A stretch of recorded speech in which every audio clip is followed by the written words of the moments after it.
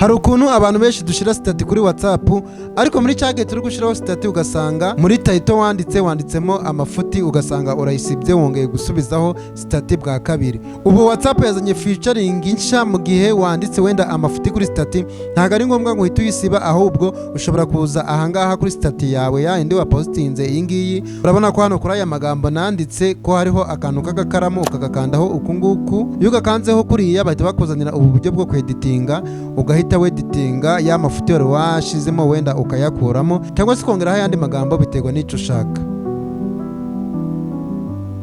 Urabona ko wakongeraho andi magambo cyangwa se ugasiba ibyo wanditse bifite amafuti. Kuvangura postinga video kuri WhatsApp noneho wandikeho amagambo ushaka nurangiza urebe ko kano kantu kameze nk'agakaramu kaje. Iki gihe iyi featuring iraba yahise yinjira muri WhatsApp yawe. Nubikora bikanga nta kindi urakora baretse kugenda ugahita updatinga WhatsApp yawe ubundi nayo igahita ifata iyi featuring yo kweditinga nibewe conflowing.